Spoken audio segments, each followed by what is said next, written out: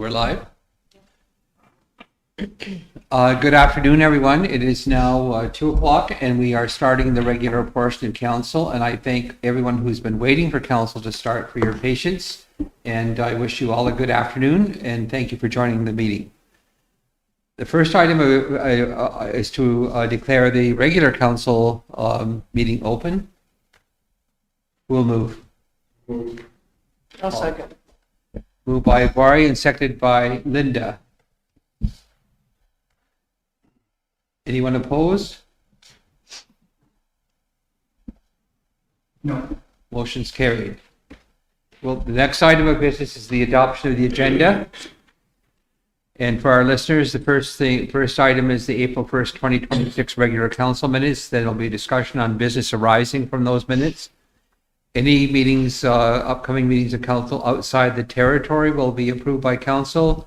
Work from home policy revisions will be discussed.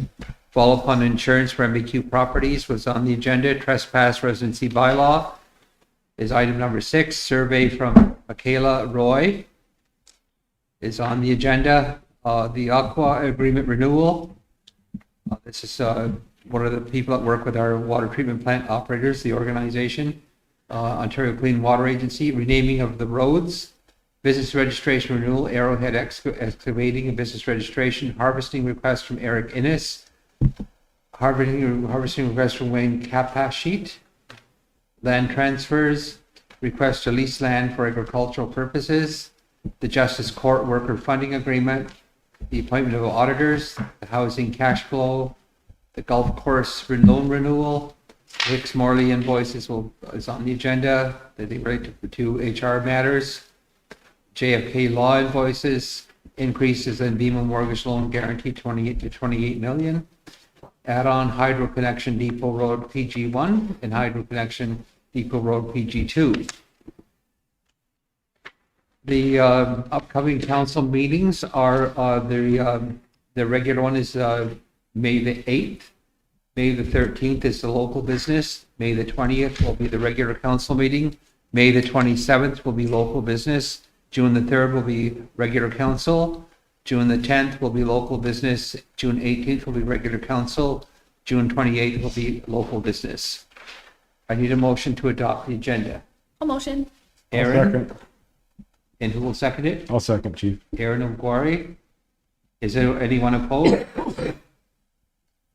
Motion's carried.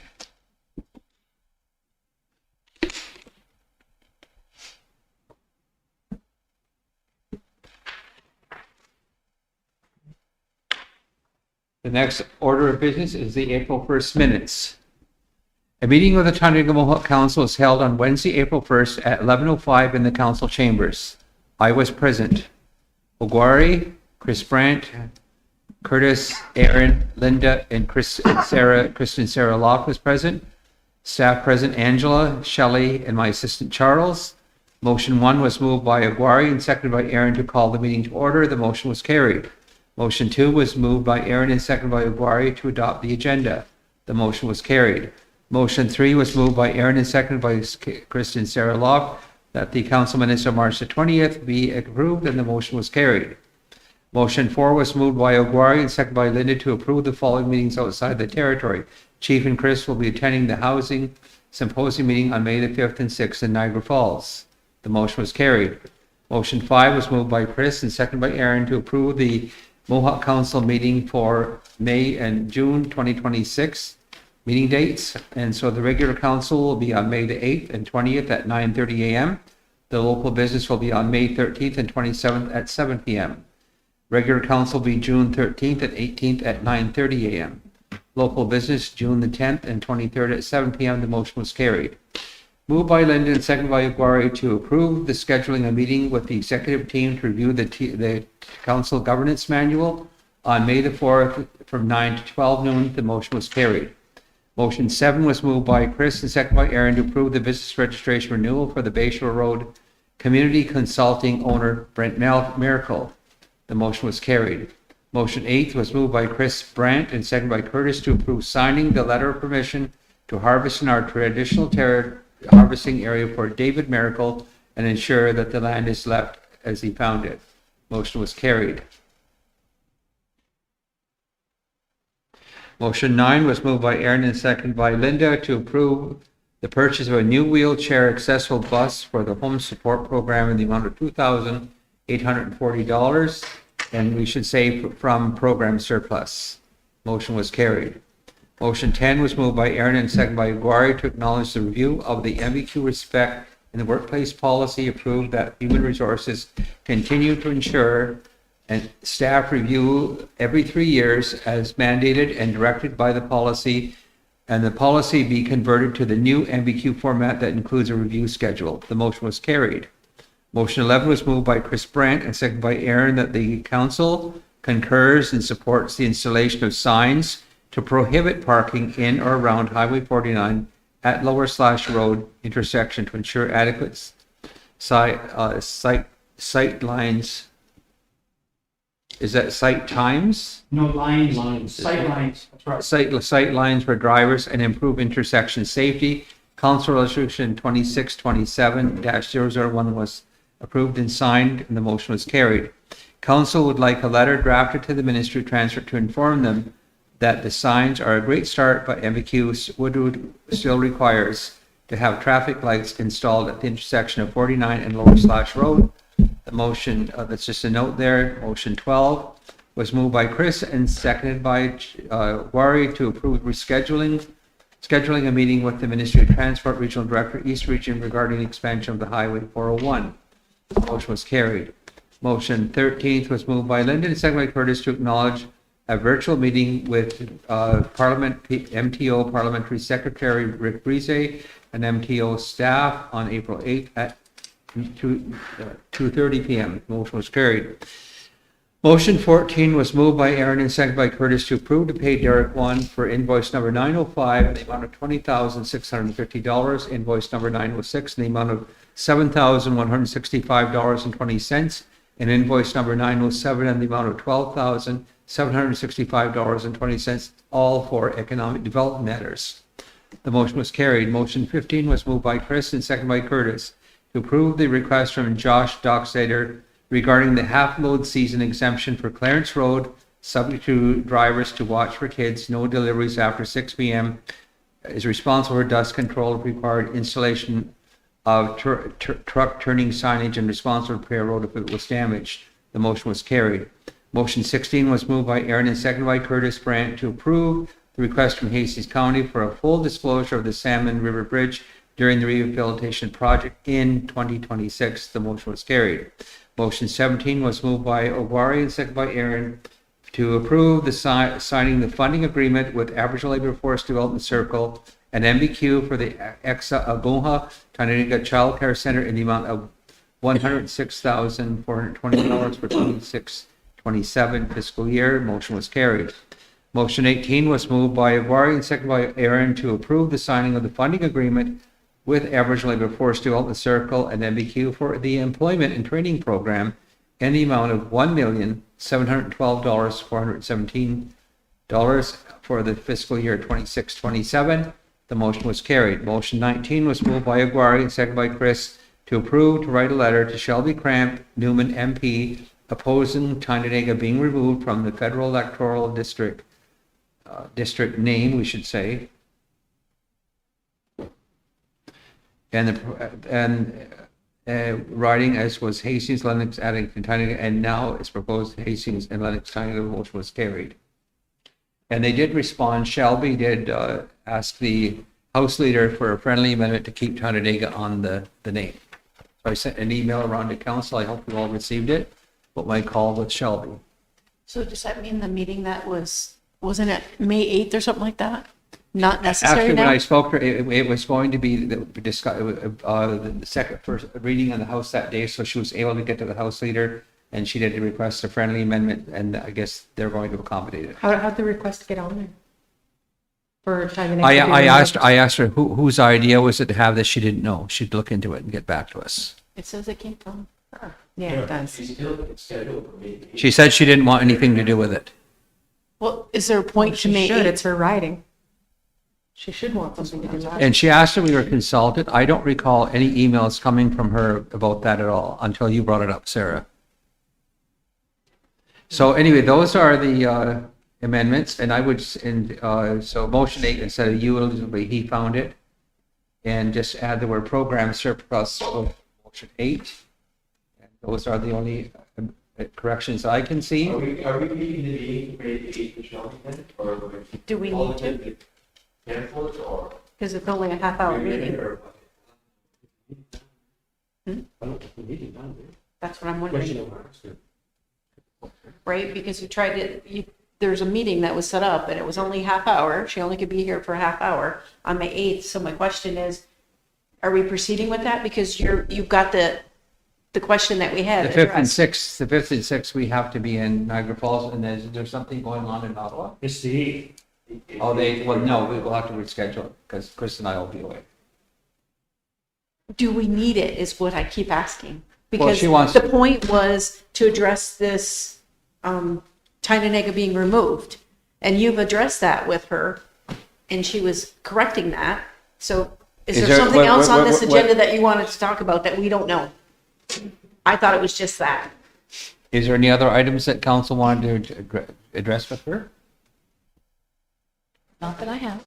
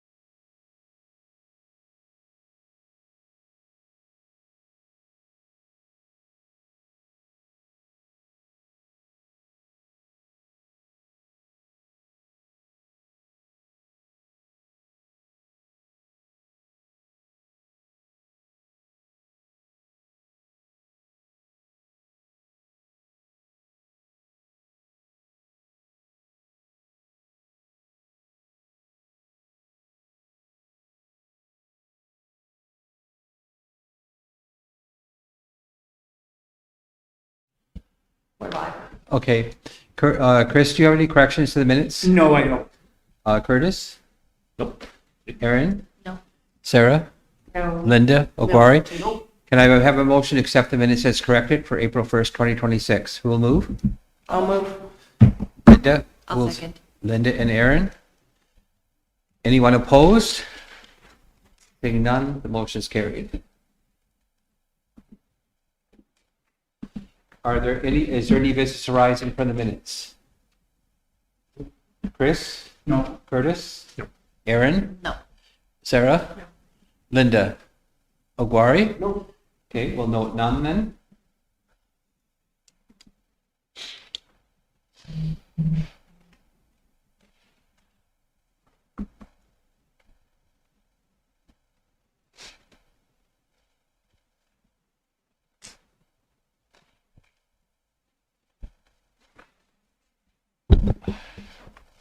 Meetings outside of the territory, so I just have the May 6th and 7th Iroquois Caucus meeting in Ottawa. Motion to approve. Motion. May 6th and 7th? No, not cheap. You're going to be in Niagara Falls for the 5th and 6th. Yeah. So then he's leaving Niagara Falls. It only goes to noon on the 6th. He's leaving Niagara Falls and heading right to Ottawa. Oh, on the same day. Okay. It's My been moved by mistake. Aaron, who will second it? I'll second Chief. Oguari?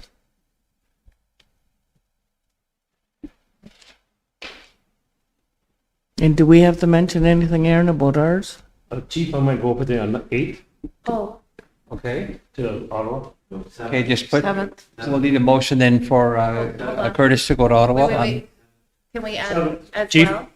I mean 7th, sorry. Everybody first. Yep. To add to that Linda is going to attend the SOB meeting for me in my place. Okay. And the arrangements of, That's next week, That's the 28th and 29th? yes. Okay, in then Niagara Falls. we'll need a motion for that. Yep, can we put them all in one motion? We can. Okay. So Linda is going to attend his SOB. in Niagara Falls. For Aaron. And Chip Curtis will attend the Iroquois Caucus meeting. Minister meeting? Yeah. 7th. Wow. Go up that night, right? Chip will go with me, Chief. Yeah. Yeah, I can ride with you then, Chip. Well, you'll have to wait till I get back from Niagara Falls. Yeah, that's fine. All right, then, so then it's been moved by Aaron and Barb. You're acceptable with those additions? Yep. I'm good. Anybody opposed?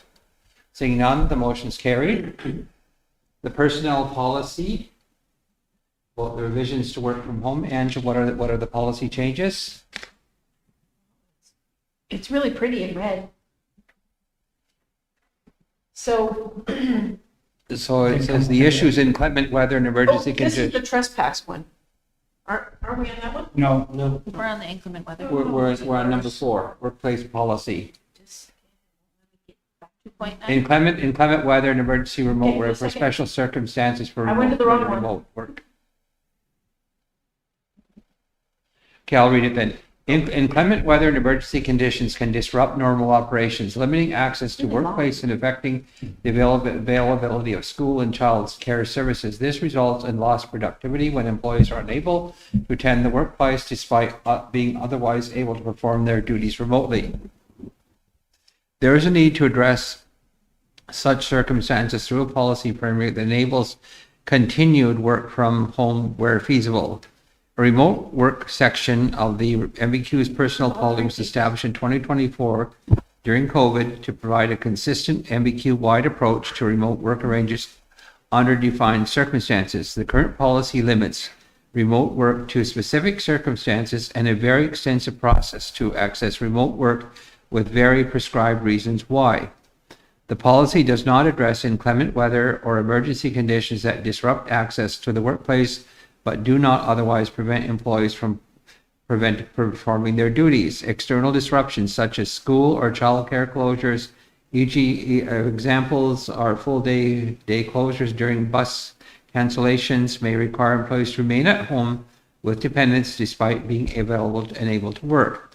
In these situations, employees are generally capable of working remotely. However, the absence of explicit policy directions prevents consistent authorization of remote work. As a result, employees are required to use paid leave credits to remain at home even when they are able to work productively. The practice contributes directly to avoidable productivity loss, depletion of employees' leave balances for non-health related reasons, and potential impacts on service delivery and workload management. There are other reasons outside of inclement weather where employees may benefit from remote work, which may include spousal care, giving or working on a project, where they might benefit from limited interruptions or a different location than their workplace. Chief, Just let me finish it's reading. like 10 pages long. It's three. No, there's one more. I'm almost finished. Oh, three? No, it's 3 No, pages long. 3 pages long. So Okay. can we have Angela just go over? Yeah, please. Actually, it's 4 pages. It's just various options that were outlined, considerations, I'm talking, considerations. We looked at the operational continuity of being able to work, consistency and equity. Productivity is my biggest thing, is if they're able to do this, able to work at home. This really came to light in the first couple of weeks of the school, like when we returned in the new year. And the daycare, the buses were canceled 7 times, I believe it was, over a couple of weeks. And so people had to use their sick time, so they're already down 7 days. And if they were able to be productive at home, I'm really focused at the loss of productivity is one of the biggest things that I'm trying to, that's what I was looking at anyways. But it was also, there's other things, employee well-being. A lot of people ask when they get hired if there's work from home available. Health and safety, we look at that because you also don't want people driving around. We have a lot more people that live farther away than we used to have. So they're traveling Kingston, Trenton, and stuff like that. And during the bad weather days where all the buses are canceled and stuff, if they can be productive at home instead of trying to drive, then I'd like to look at that option, or that's one of the options we considered as part of this. So the options that we presented were, the second part of there was 2 sections that got added. The second section was more along the lines of, not necessarily inclement weather because that's addressed in the section above, but it was, I'll use myself as an example. 2 days. What if I had someone coming to fix my furnace?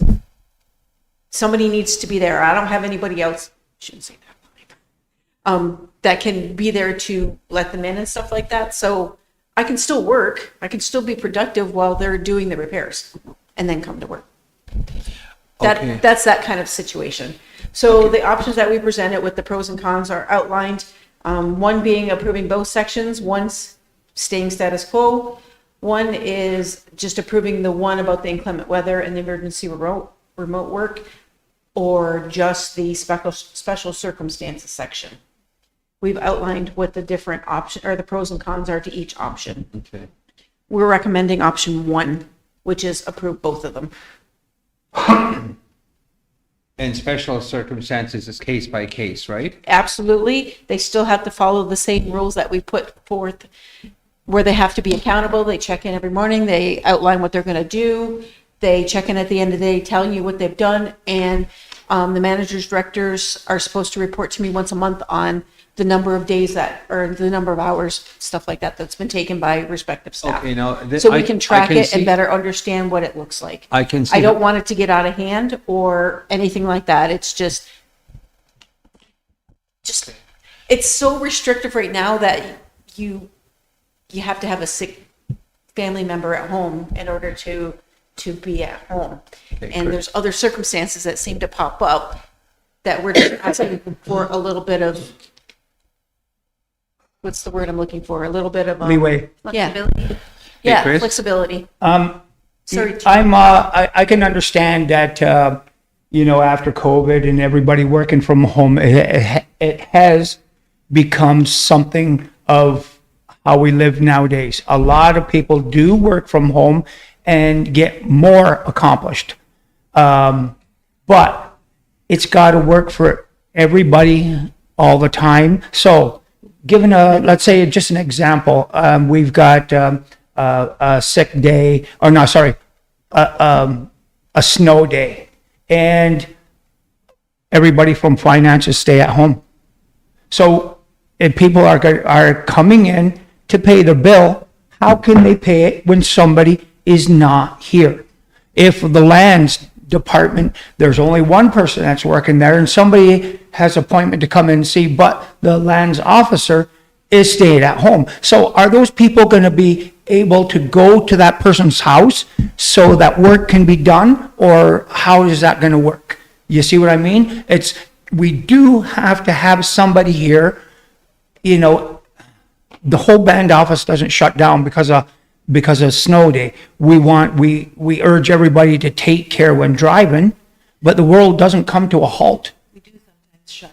The band office down? Okay, yes, I realize when. Not a lot. When is, but in 7 days of school being closed on 1 week, the band office doesn't shut. And I do understand, don't get me wrong, it's just a pro and a con. You say there's two sides of the coin, so let's look at both sides of that coin and not just one. So like I'm saying, how do people that have a mortgage that has to be paid today, and there's nobody in the finances to take their mortgage? So how do we get past little hiccups? Yeah. You know what I mean? I'm not trying to be negative, but I'm trying to look at both sides of the coin. That's all.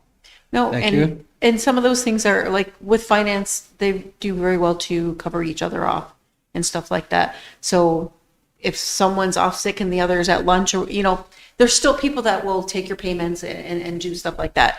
Yes, it's a little more difficult for programs that have only one person in it. That's going to happen. If they call in sick that day, it's still going to happen. But this If they're on policy vacation. suggestion would be that there's only 2 days, right? 2 days. Maximum of 16 hours or 2 days, yes, in a month. But it also, want to be clear that it also says these hours will only be approved if there's no impact on program operation and services. Right. We still have to provide the services that are required. And even when we were working from home and stuff like that, like back in the day, people were still able to reach out, call. Oh, sorry, I was just, Be able to be contacted by whoever needs to contact them while they're. so the workers that are, sorry. Work during their hours, like, So then people that are calling into the office actually gets the transferred through to their work home phone so that they can still the phones have conduct that. their work at home. Yep, the phones have that capability of transferring to a number, like we used to have them transfer to our cell phones during COVID. Well, the other thing that I saw happen a few times when they were supposed to be working from home, I called to try to reach them all day long on their work phone, and you could not reach them. Exactly. So to me, you're not working from home if you're not answering your phone. So at some point in time, There's like. But that's some of these returning- things or that we can returning make calls. sure that we address if we or know about returning it. calls. If I don't know about it, we can't address Yeah, it. so this would just be, that would be a matter of the manager having to manage that. Like a complaint would need to be made. It needs to be brought forward so that the managers and directors can deal with the issue. Like if it's not working, it doesn't work and we can revisit it. And to Chris's The policy point, like can be we are a service organization, And we're not trying to take that away, and though. we have to be able to provide people with services. And I don't think it's a good idea for people to be going to people's homes to receive. No. So that's why we have an office. But I would say if I can see that if it's really snowy and it's dangerous for people, it's icy and people coming to work on the icy roads, I can see the inclement weather part of it. I guess on the case by case, you're going to have to make sure it doesn't get abused because it will disrupt. And the other thing that happened was we were criticized because people had to make appointments to see some of the staff.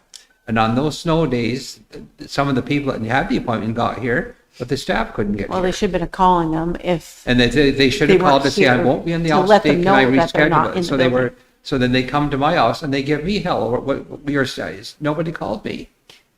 if you're if you're not going to be, if you have meetings scheduled that day and you're not going to be there, But there's no the- reason why you shouldn't contact the people, like sending an email or calling. And so the or staff letting should them know. That would be, I guess, acting CEO, that would be your job to make sure that all of the staff knows just that. And that's why there's managers and directors to help manage all this. Exactly. And there have been times, I guess the first few snowflakes out of the sky, they walked around calling me, well, we're going to shut the office down. I think that's why they said, don't like no, me. there's no need to shut the office down.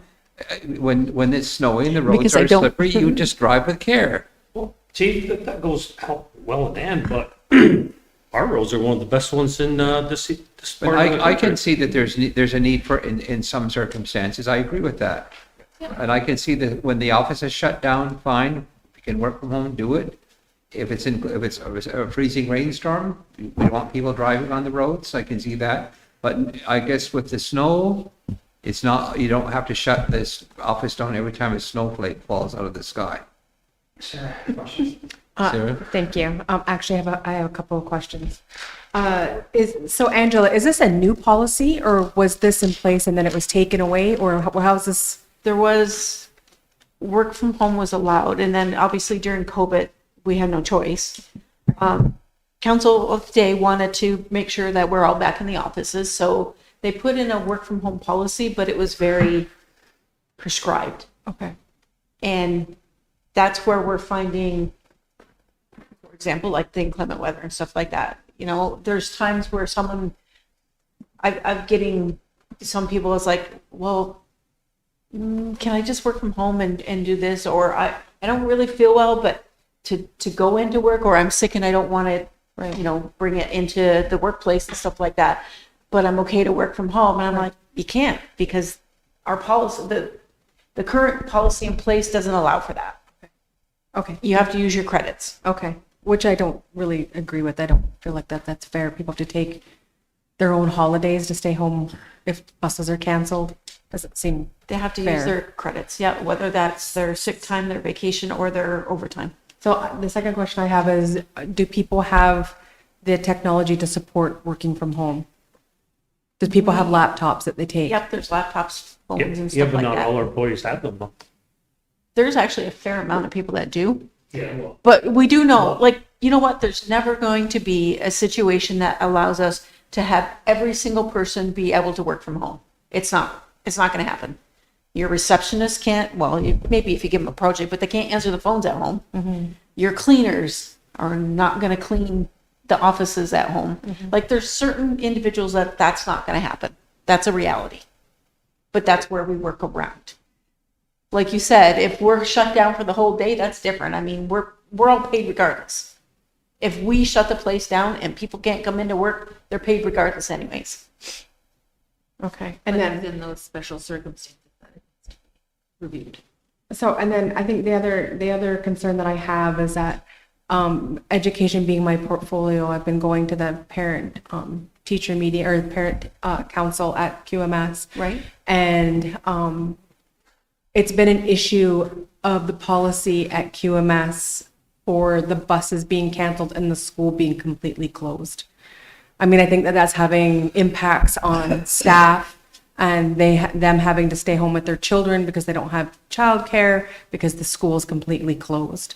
And I think now we're up to like 15 days this But year. that's a federal decision, though. It is, but it's an issue and it's becoming an issue, right? So So 15 days wipes out people's that's time. people's whole All holidays. their sick time totally is wiped out. Like, they could do a combination of sick or vacation, Right. but still, that's a large chunk Yeah. taken out of their leave credits. Yeah. Yeah. So, I mean, I just feel like the issue is it's more You than can see just, both sides. yeah, it's more than just the snow days or whatever, yeah. right? Like, There it's- used to always be, they recognized there was flexibility that if some of the teachers got to work, then they looked after the children that were there for that day. They got them something to do. But the parent, because part of the parents, even though the buses weren't running, drove their children to school. But the issue is, They do all over because the the place. school falls under the Six Nations School Board, their policy is the same as the federal school board, and that is their federal policy, that the school closes when the buses are closed. So that's not an us at this table, like if that's something that you So dealt that's with, something but we'd have that's to their talk about. policy. And that's due to there being a death. There was a death. Somebody had to go to school when the buses were closed and one of their teachers died. So that is an issue because our people are important too. And if we can keep our people off the road, if our staff are able to stay home in those circumstances when they need to as well, then we're keeping our community members off the road too when they shouldn't be out traveling, ideally, if they can avoid it. Well, from a road maintenance perspective, they would rather the staff and to limit the volume of traffic on the roads, especially during freezing rain, so they can get out and do the road maintenance without having to worry about a lot of traffic coming and going. So it does help the maintenance of the roads crew if during freezing rain events, but during snow time, I think that it's manageable. So it depends on whether it's freezing rain or I think snow. it depends on the amount of snow that we're getting. Yeah. Because there have been times when there's been significant amounts of snow in a short period of time. And when I've talked to the roads superintendent, it was delay it so we can get on top of it before people are driving on the roads and stuff like that. So maybe, It just maybe, depends on so the maybe there should situation. be a policy about late starts, that, during big snow days, we'll start at 11 o'clock or Or something the like that. power's out or Or, whatever. or it the is. afternoon, or the Yeah. after the office, we open in the afternoon. You recall I've We've let you totally done know that here. about I delayed think the starts. issue at hand is just now, like, if we get back to this policy specifically, is having that option for those people, that they don't have to use their blue credits and they can work from home if they need to, in those special circumstances. And I think, like, the other part of it was, it's crazy busy and it's hard sometimes to, which is why I'm uploading things in the middle of the night. It's hard to be able to get that concentrated time, like policies, briefs, whatever you're working on, to have that dedicated time just to not have any interruptions and just be able to work on it. Okay, so the question is council prepared today to approve some of this or all of this? Or do you need more time to read it over and think about it and put it on the next council? What's the decision of the council? Does it explicitly say in there that, like, there won't be any impact to the community? So if people do choose to use that stay-at-home option, then there's always going to be coverage. Like Chris had mentioned, like if somebody needs to come in for something, somebody will be available. Like you said, Like, it's is a there a little way to harder when it's a ensure- one-person program, Yeah. but Then you should put a do your post best out to or make sure something. that there's someone that can at least take your information and say, we'll have them get back to you, or, you know what I mean? Like, don't just, I'm not here, goodbye. type of thing. Then those people that are working from home, whoever it is, it has an appointment scheduled for the afternoon. The worker calls those people and tell them, listen, there has been a snow day. I am working from home. We will reschedule the appointment for another day when you are available. And so we can't, just because it's a snow day, we cannot let the community down The only thing. in that aspect. The only thing that generates a lot of discussion in the community, if the office is closed because of snow day for safety reasons, then people see them out shopping in the grocery store in Belleville, or they see them out for breakfast in a restaurant when the office is closed because the roads are too bad to come to work. It creates a lot of discussion. Yeah, Too bad in the morning. I think that would be something that, like, instead of just talking about each other all the time, that we make these complaints and say, like, hey, I saw this. Is this right? Bring it forward. And bring it to the manager, because it should be up to that manager directors. Because there's those discretion. kinds of comments, well, the office is closed, but I see some of your staff in You Belleville. need to know. Yeah, we can't make any of the changes if it's just hearsay or somebody talking off. In those days that they're at, we can't have anybody here, especially for the accounts receivable. That shouldn't be on the community. If there's a day where, say, it's the 1st, they had to come and pay their mortgage. If they couldn't come in here and pay their mortgage, we don't penalize them. Yeah. It's not them, it's us. And they Yeah, don't, they if don't. There's a closure, there's nobody here, then. If you're there was okay. nobody here, or if it was bad, really bad weather, and they were advising people to stay up there, they do make allowances for that over there. So to answer your question, it does say specifically under the special circumstances part that these hours shall only be approved if there is no impact on program operations and services. It does talk about having a report to me, and it also says that Failure to meet productivity and availability expectations may result in the removal of eligibility under this section. And so may you use it, may you don't lead to the requirement to use leave credits. Yep, I'm okay with that. I would make the motion to approve this policy and then just ensure that we're evaluating it, making sure that it is working. And if there are issues that are coming, bring them forward so that they can actually be addressed and we can evaluate correctly. Can we have certain, like the line you just read, could we have that,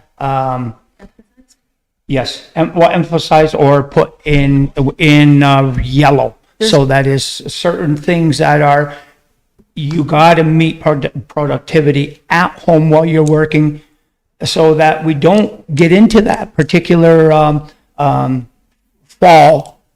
fall of, because it's a snow day, well, that gives me a chance to go shopping and I can do this and I can do that. You know, it's a snow day, stay at home and work. Yep, and there is a table that has to be filled out if you are doing, if like you do work from home or whatever, that identifies what you're gonna complete. And at the end of the day, you're contacting your supervisor and letting them know what you did accomplish. And if you didn't, why? Okay, I'll second Aaron's motion Has then. that never been in place before? I think Or it's no, more, it it's more, was just a free for. Let's bring it. it's more documented in writing. But it should have been documented a long time ago. We can't do it, but we can't do it, we can't do in the past, Chip. We can learn to go forward, I'm just asking a question. yes, but. Okay? One step at a I'm just time. asking the question. Then. Don't talk about each other. Good That's question. it. That's it. Okay? Well, I just want to know that, how come this is now being brought up? I think we talked about it, but it's, The other thing is that, are you gonna get certain people that's using this every month, even if not even a snow day? Is that what it's for? there is, the special circumstances allows for up to 2 days, 16 hours. 2 days maximum. Yes, maximum. They can't go beyond that. And if they are, then that's where the part of Their it could be manager has to removed manage and you're that. using your leave credits. So maybe we can make a point too, to like review this again in Month. the next Half 3 year. or 4 months. Half year, 6 3 months. months. Okay. Say 3 months. 3 months, Quarterly? let's look back and see if it's Yeah. doing okay. Every And do we have quarterly. anything in What's that? that policy that says, we already have in the policy saying, well, you need to do this, this, and this, fine and dandy.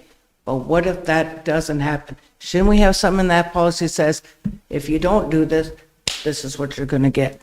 I think Ann said that, yeah, if you don't, then you aren't able to use those credits anymore, you have to use your flex blue days. So then. it would And be on after your so future many vacation. times, Yeah, at that point, then you'd be a use of your time. So it's been moved by Aaron and seconded by Chris to approve the policy change concerning working at home in certain circumstances, and that it's to be evaluated to see if it's working quarterly. Yeah, is that okay?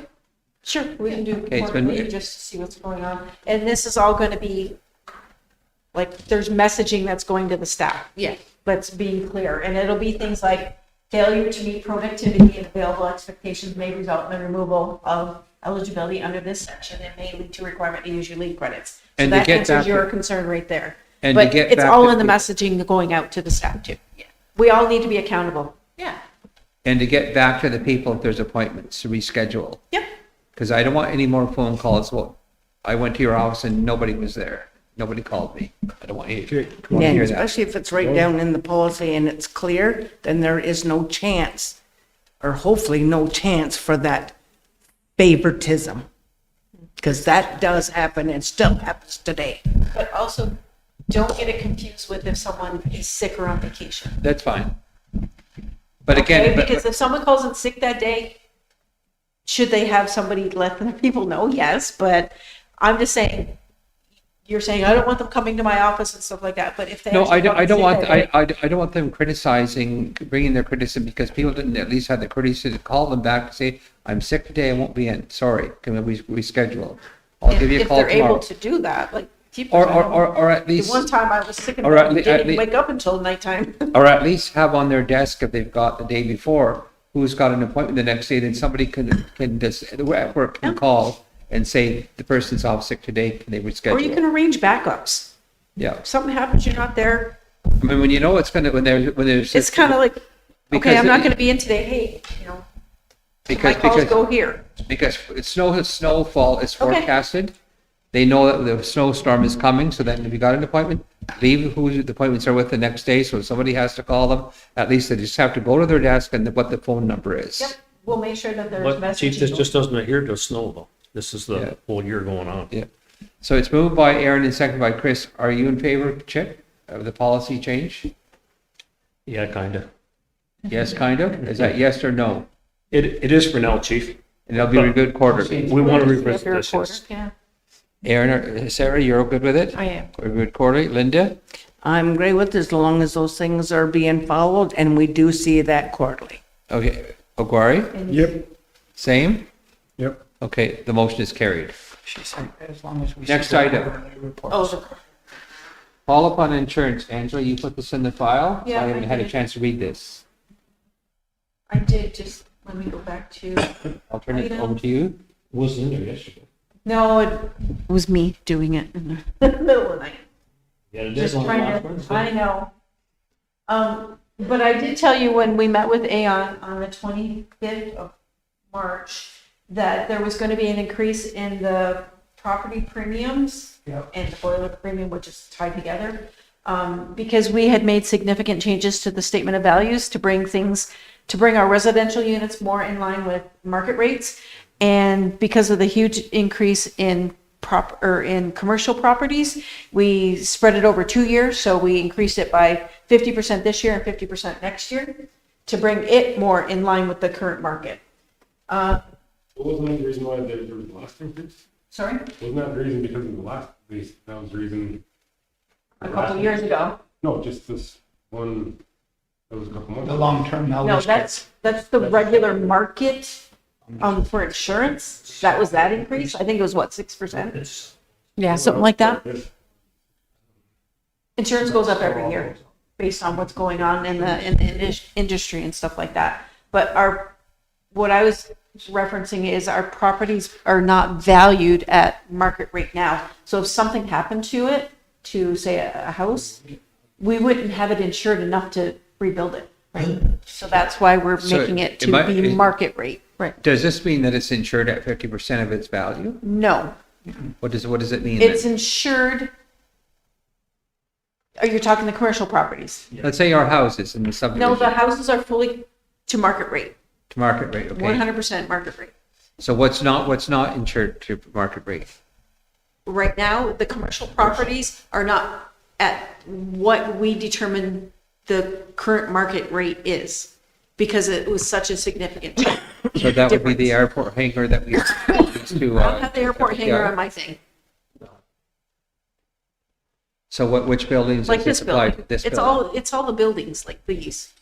So it's the administration So building. what happens is when we built it, it was what, 4.2, 4.6 million, whatever it was. That's what goes on insurance. But the thing is, it doesn't go up enough. it increases. To cover the Right, cost of. basically what we do every year is add 5% onto all the values. So if it was 4 million, it's 4 million to 20,000, whatever the heck it is. But as the market changes, when you rebuild things, we've done several projects. Tommy did the breakdown of how much per square foot it is. And that's what he's using to determine how much current market rate would be for the same building. Yes. Okay, Right. And that's what this did. So there was, like I said, a significant change. And really, I'm actually kind of surprised because the difference, now that they confirmed 30,000. it, is $30,281. All motion. to pay? We we did make a motion for, to approve it on this year, but to get an RFP set up for next year. Yes, we're definitely doing that. We've already booked it into our seasonal eye into our calendars to sit down, and I think it was in October to start drafting up the RFP.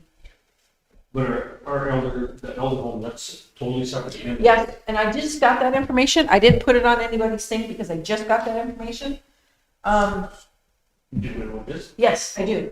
So the long-term care facility, this is the property and contents valued at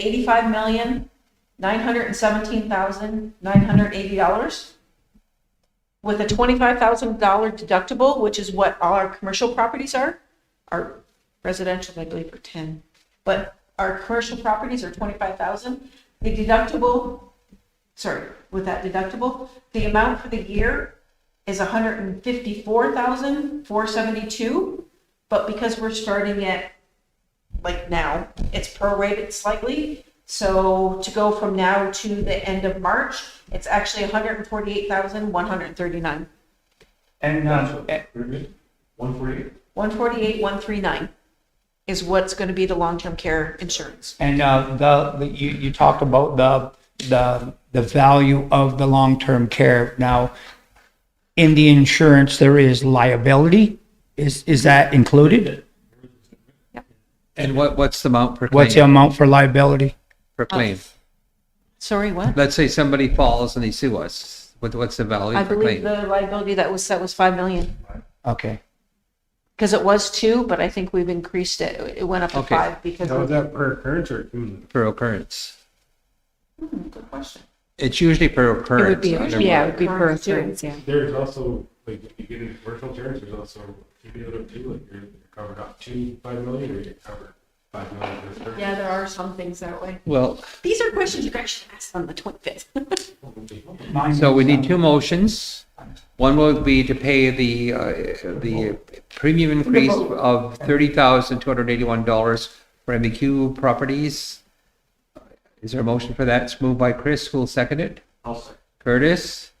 And we'll need a motion to ensure the long-term care for the balance of the year at 148,000, say 391. Almost. Curtis, and who will second it? I'll second Chief. And Chris. And that should be passed over to Universal Care because they should be reimbursing MBQ for that. It was already sent to Universal Care Okay, and they're aware. okay. And my understanding is that insurance sits with MBQ because we're leasing. Yeah, but they should reimburse us for it. Well, That's it an would be part operating of- It would be expense. part of the lease. Wouldn't you factor that into the lease? You're leasing the property to them, are you not? You can. But make sure the band is not out that money. Okay. It should be part of their budget to pay that. That's the point I'm making. All right, so the next item then is the trespass residency bylaw.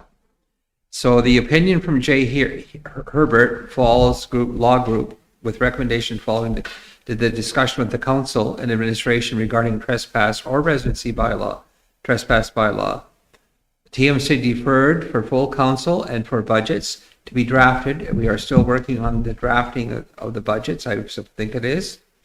And recommendation, the decision on J. Herbert's recommendation for a proposed trespass bylaw. It's there. Yeah, the budget was there. So the trespass bylaw, There's an estimate on the budgets. it's there? Yeah. Yeah, I sent it to you by email and I also. Okay, I see it here. Would we have to take that out of OFNPA or we, Yeah, at this point in there, I might have the wrong one open again. I didn't identify any funds. OFNLP obviously would be an option, but I know the chief had talked about, he wants to know a budget amount or at least an estimated cost so they can do some lobbying. yeah, And that's accounted for in, I put it in here somewhere. That's option. So is this gonna cost us? Estimated total cost 345 to 930.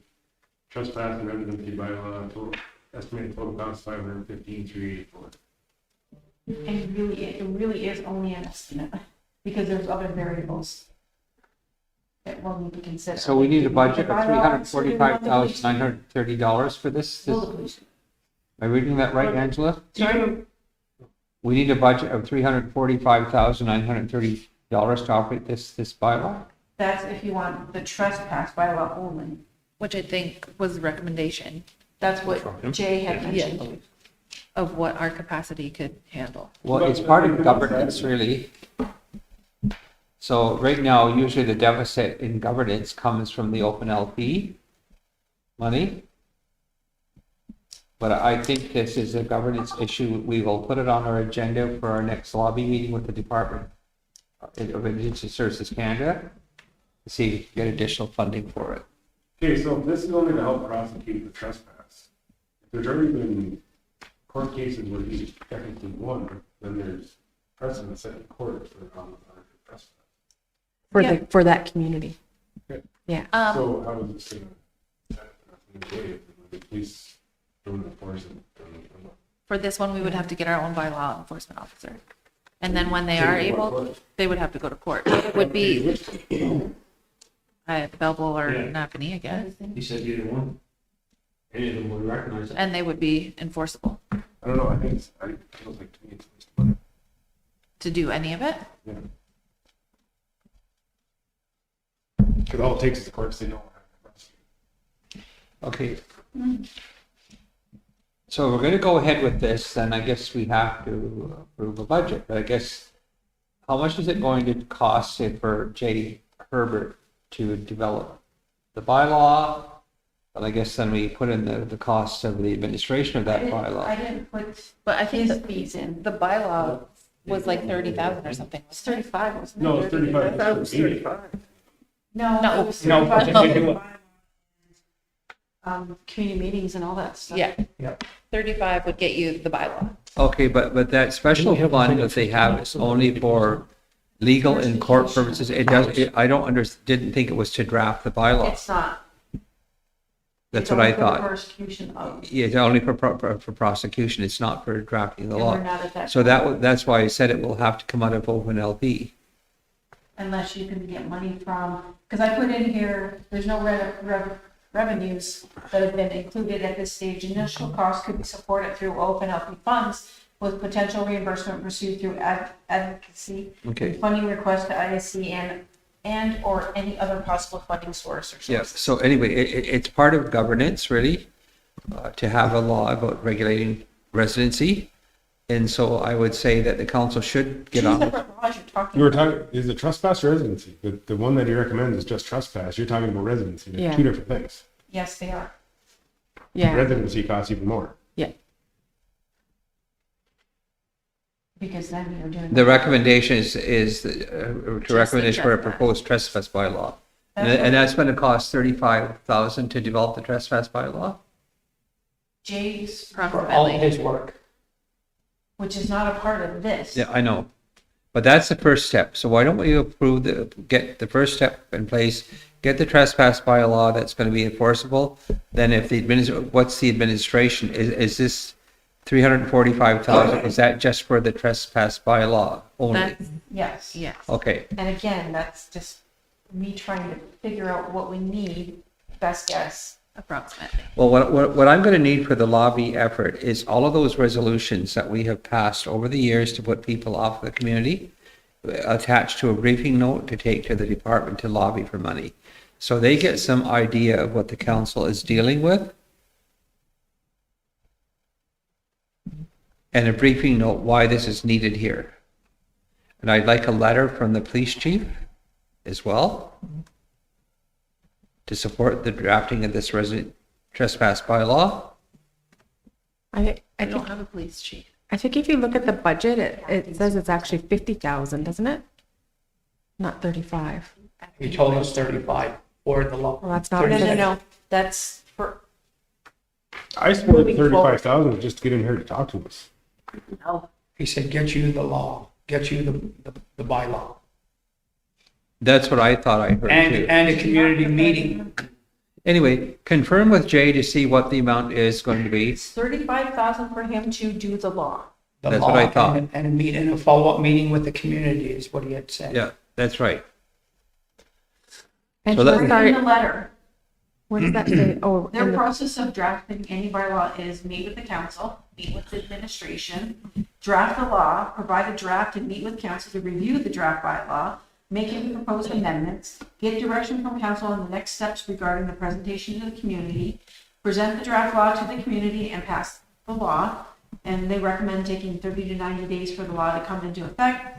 So then they can work with the administration on drafting and updating policy, preparing signage, updating and posting the law, and and appointing an officer or appeal committee as necessary. No, also, there's $50,000 a year that comes from the AI, and that's for governance. What's I don't know happening? when the last time we got that. It was a Well, couple of years ago. Yeah, Lisa mentioned it. Yeah, a few years ago. I understood, well, Our we first approved term. that at Chiefs Council. Is it not coming till the end of the year?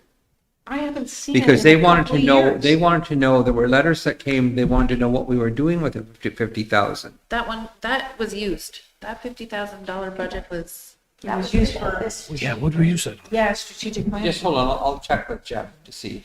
So, You're Jeff, live. live. You're live. Angela, Yes. can you point me to where it says, I see all that listed in the letter, but I don't see the cost? Where's the Sorry, that would have cost? been in the initial one. Sorry, he's just recapping from his original meeting with us. Oh, So we have to, Shelley, would you be able to find that initial one from January? The letter that he would have sent saying how much it would cost, and provide that to Sarah, please. so then further in, So the legal fees that we put in there was, we didn't know, legal fees, professional services, I don't know what exactly is needed, if there's specialized software or whatever, you know, like, I don't know how much it would cost to persecute them, like, I'm just guessing. It may not be 50, maybe it's 10. Like, I honestly don't know, I think because he said, we haven't gone through it. yeah, I think he quoted that at like 20 or 30 as well, but that there was some funding available for prosecution. There's that 35,000. Right. But if you want to proceed, I mean, the reason I got held up before is because you wanted to see a proposed budget. Yeah. So that's what we tried to figure out the best we could. April, I had a couple people kind of, what am I missing? You know, type of thing. Because we don't have a spot for them per se. We have, and if we do have a spot, you know, Well, is there, I do think that the first thing to do would be to start to develop the bylaw, and then if the community ultimately says no, then we don't have because to it has invest to be this money. passed anyway, then we're not going farther and trying to plan and hire a person. Like, if we're just looking at the trespass bylaw, it has to be developed, it has to go to community, so why don't we start there and see if this is something that the community wants? Yep, I'm just trying to fulfill Yeah. what was requested, that's Yeah. all. In that, if it's in that case, then I'm comfortable with motioning to get the trespass bylaw started, this process started with Jay Herbert. And then the rest can come after.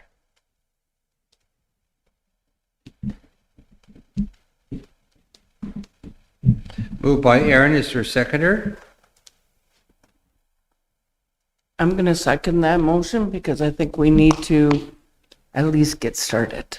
I think we need to We've been confirm the talking cost about. too. Mhm. Yeah, let's confirm the cost and then. Okay, so this original email from October 16th, 2025, Is that what it was? it says attached is the presentation, as I mentioned yesterday, our approach to the new law drafting as follows. Meet again with Chief and Council, discuss type of trespass law. Prior to first meeting, I did most of the talking, next meeting, I'll ask a lot of questions. Then we'd like to meet with either senior administrator, managers, or another committee that can provide some on-the-ground insight on how things work in practice. Remember, we focus on creating laws that can actually be used. For example, this is meet with the police, we have the chief or someone from council introduce us, then we draft the law. This process is typically 35,000 plus disbursements and travel costs. So 35. Plus disbursements and travel costs. So we budget around 50. Yeah. Do So we have you're- that? But then after that, after it's drafted, then it's all other stuff.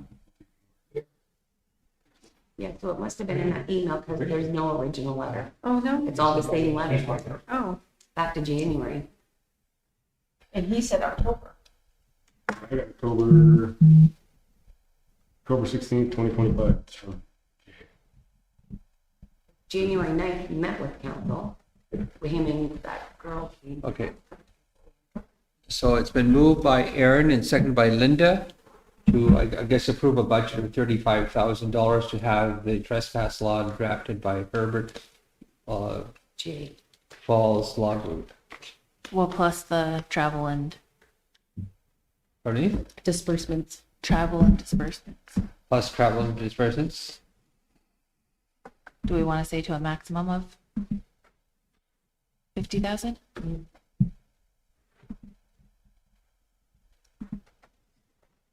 Okay, maximum 50,000 for travel and disbursements. That's all in the bylaw, right?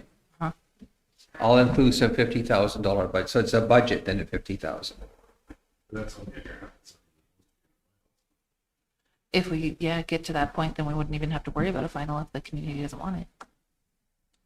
Basically, we're setting an upscale limit of 50,000 for him to do all the work where we know he's told us 20 or 35,000. Yeah. Plus these additional expenses. That's all we're. So it's 35 to draft the bylaw, 15,000 max travel or disbursements, receipts needed. Yep. Okay, it's been moved by Aaron and Linda. Then is anybody opposed? Any council members opposed? Seeing none, the motion is carried. Next item. The survey from Michaela Roy. Michaela Roy. And so she wants to do a flyer to ask some questions. And it's the beneficial use impairment, importance and effectiveness is what she's studying, BUI, beneficial use and impairment. And she's going to ask, what is your age? Do you live on the Tyendinaga Mohawk Reserve? Do you have any dependents that live with you? How often does your household eat fish, wildlife caught from water systems on or around Tyendinaga? Has someone from your household ever had health issues because of consumed fish or wildlife they caught from the water system around Tyendinaga? Do you know what a BUI, beneficial use impairment, is?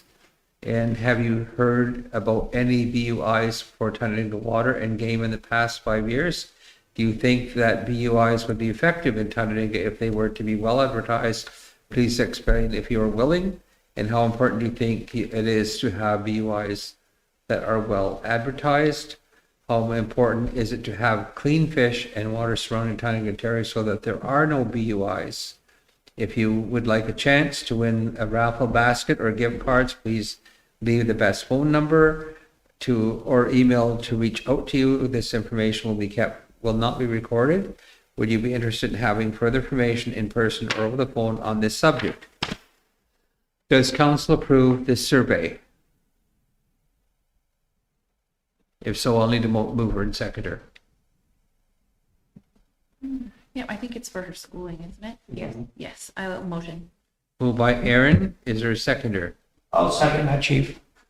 And Aaron and Chris? It's up to the community if they want to take it or not. It's an option that they have. And she's also, yeah, a community member too. So. Yep. Okay, it's Yeah, been you moved. just wanted to see the questions Yes. prior to her doing it. Yeah. It's been moved by Aaron and seconded by Linda. It's really a school issue. I thought it was Chris. Chris. Oh, to Chris, yes. I threw my voice over there. Quit throwing it over there. Sound like Linda. Anybody opposed?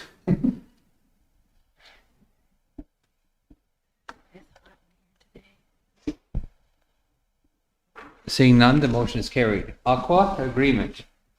For a number of years since our water treatment plant has been commissioned, we've had the Ontario Clean Water Agency operators work with our Class 3 operators. We have 2 of them now, and I think one is almost ready to write their exam.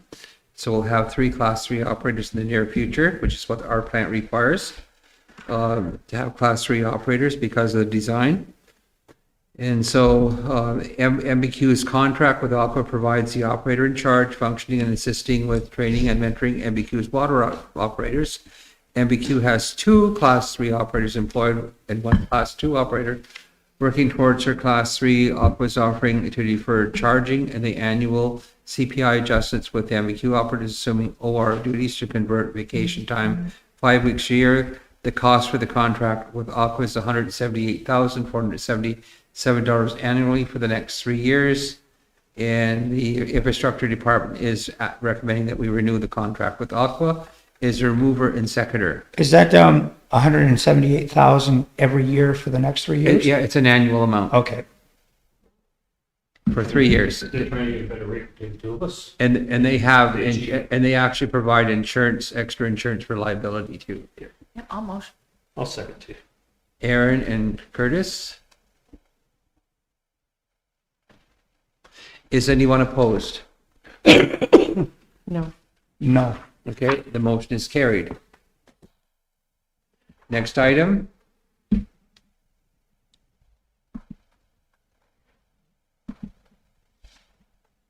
Rename of the roads.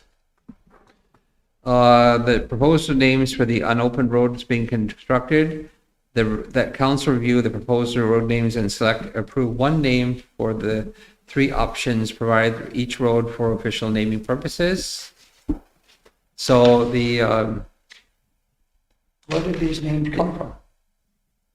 I don't know where they came from, to tell you the truth, that somebody And put do them we know where forward. these roads came, named?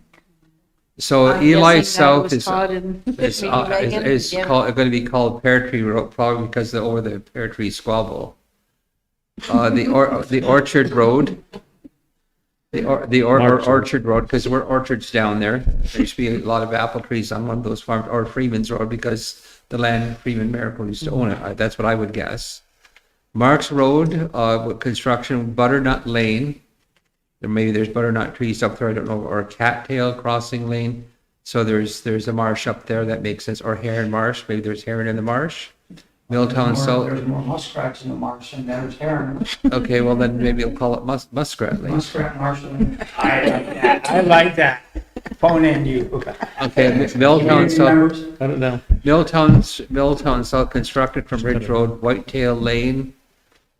I don't know what that is. Hawkview Hawkview Lane or Deep Root Lane.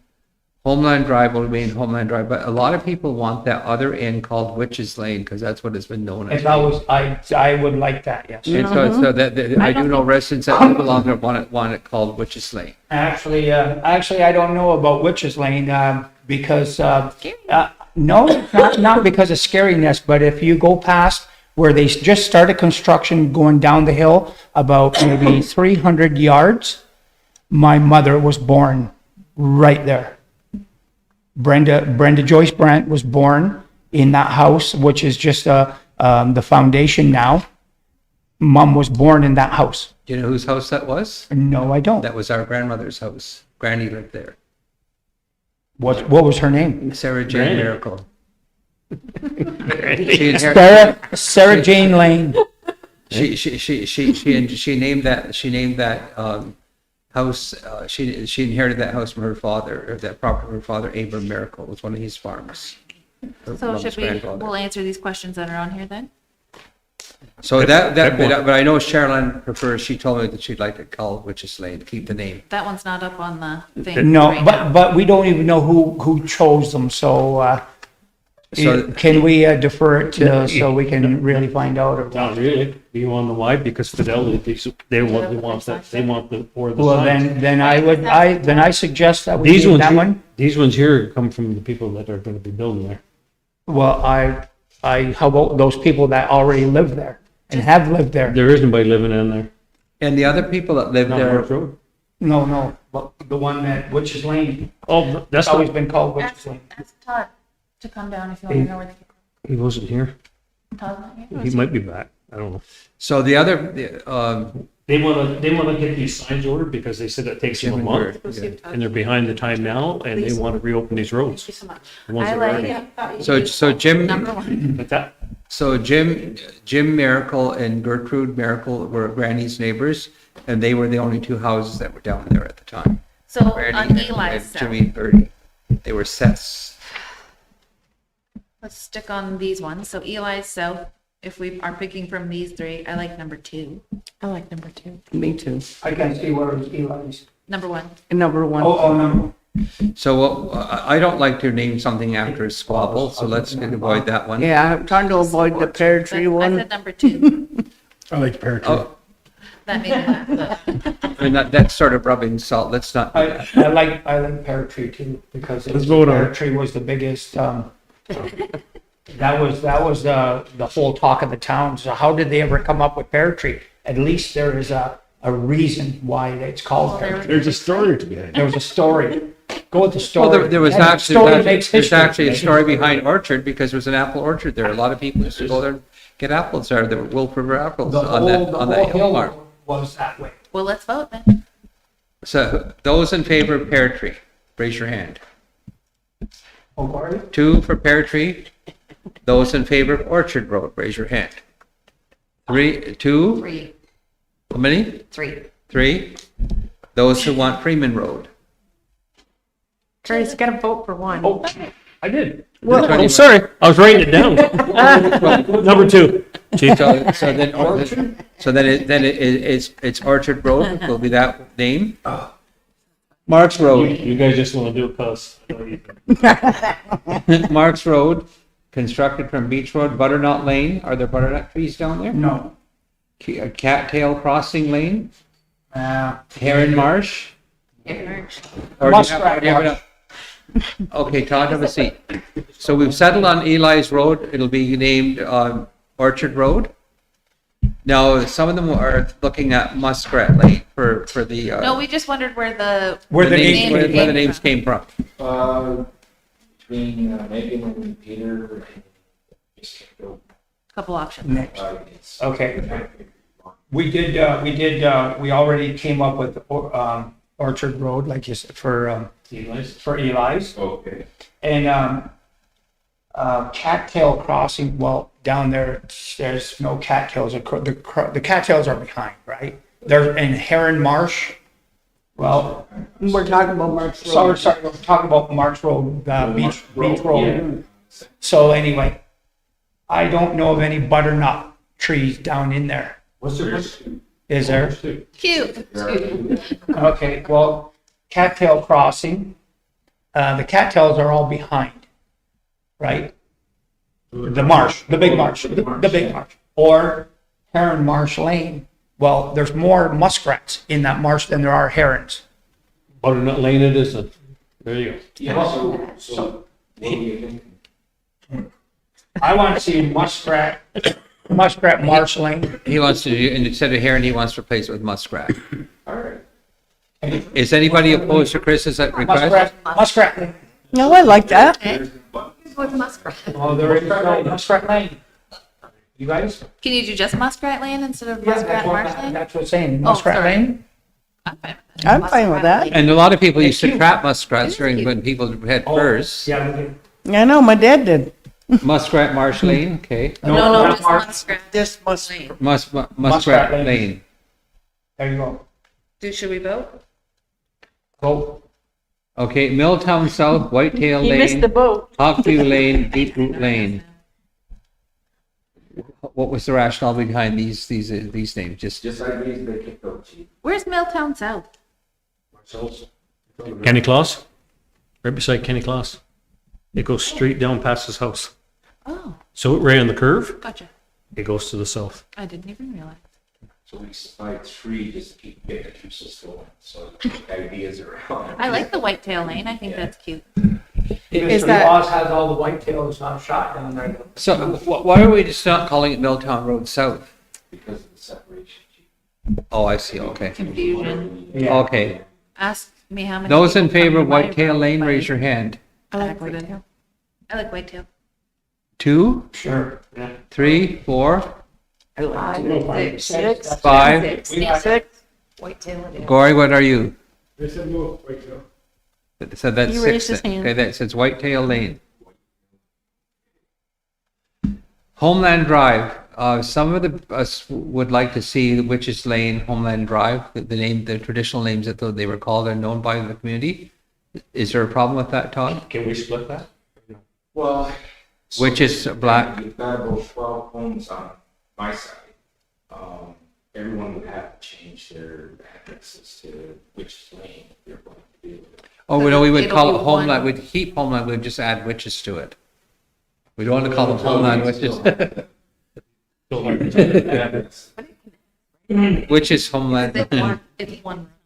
I would be okay with it's always been called Witches Lane. Yeah, everybody know it as Witches Lane, but if I could say Homeland, well, like I had explained to you already that my mom was born there.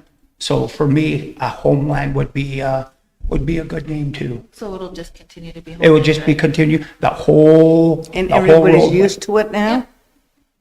So those in favor of just keeping Homeland, raise your hand. Yeah. Those in favor of keeping Homeland? Okay, it'll be Homeland then? You go down the Hickory Road, Todd. It doesn't need You keep. And Hickory Road will remain Hickory Road. Existing road, Yes, Grease Lane, I would ask that family to make sure that they're not offended by that. I presume it's because Earl Grease was the first one that lived down there. I think you better ask the family. The other Earl Hill, they used to call him a greaser, You skipped Hickory. and he was the first house down, I think, and that's where the grease. Wilbur's.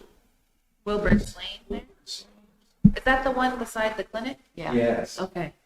Why don't we go with that instead of, I think that's, because I don't know whether he liked being called that, and I'll tell you the history behind that, it's not nice. Wilbert's, Can we- Wilbert's We're Lane. also- Yes, Wilbert's Lane, I vote. I vote Wilbert's.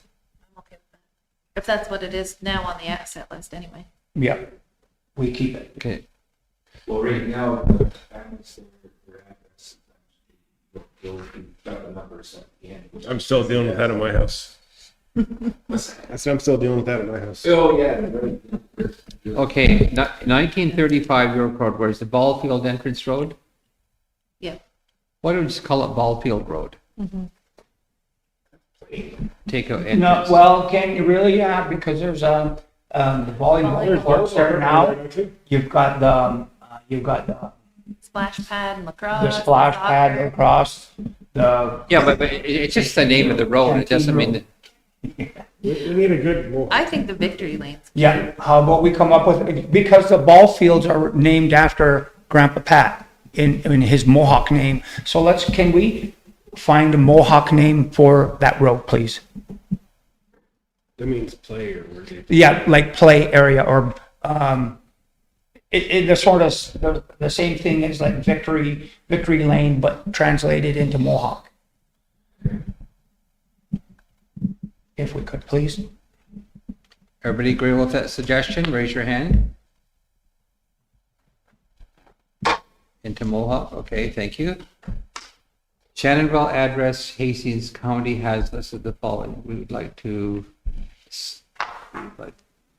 follow suit and add street name Shanville Road South off of Highway 2, King Street. Behind the, business. Oh, gotcha. So it'll be called Shanville Road South then? King Street. King Street? Is there a King Street in Shannoville?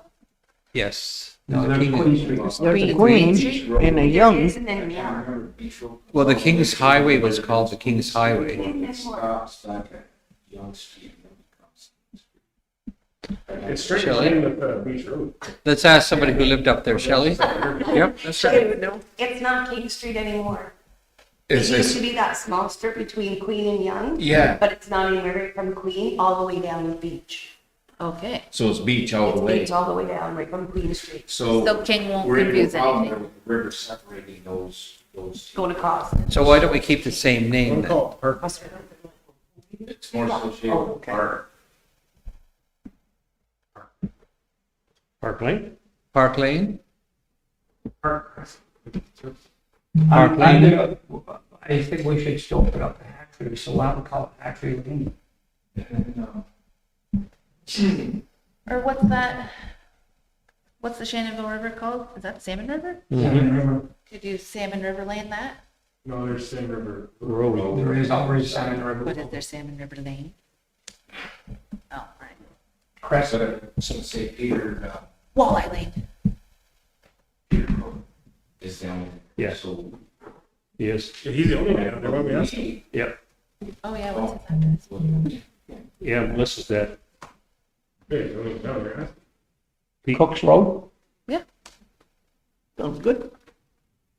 Why do you want to name it after non-native lessees? That doesn't make sense to me. They were not part of our community, so why are you honoring that party? They're Spanish, gee. Is he a member? Yes. They We're are? also Okay. live.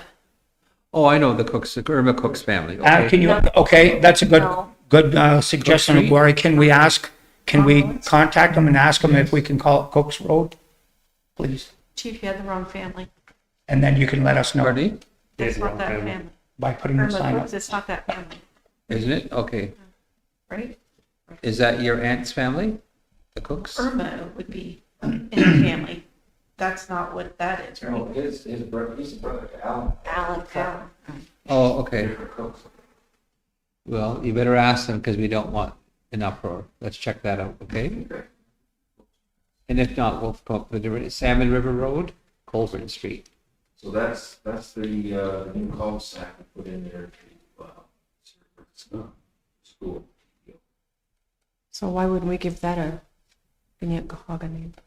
Yeah, Tyendinaga. also, please. What do you wanna, what's your Mohawk name do you wanna come up What with? do we call it? Road? When Jun Well, had, why don't we ask? call No, it Jun Colburn had. Street. Is that just like a Of little Warner, section to go to the Crescent. school? Yes. Yeah, we built it. So it's part of the roadhouse that was identified in the original church and drawing and map. Right. Why don't we call it Ganyonkeha, Well, why don't we ask DTO? Mohawk Avenue? Maybe that'll be a fun little thing for the kids to do. Yeah. If they can do it fast. What are you gonna call it? Need it fast, right? I say we should ask DTO, maybe they Who's can gonna ask do the that? kids. I don't think we do it in a rush, right? Good suggestion. That one's okay? Ask the kids, okay, that's fine. I think that's it, Todd, for the names. That was fun. I like it. So let's move to follow that direction then. We'll All move. motion. Chris, who will second I'll it? second. Aaron? Oh, we didn't see me. I didn't say nothing. Yeah, I knew that. Yes. What? Oh my God, it's hot in here. That's because all the doors are closing there. Thank you, Todd. We got one. Thanks, Todd. Yeah, open the doors, it's hot.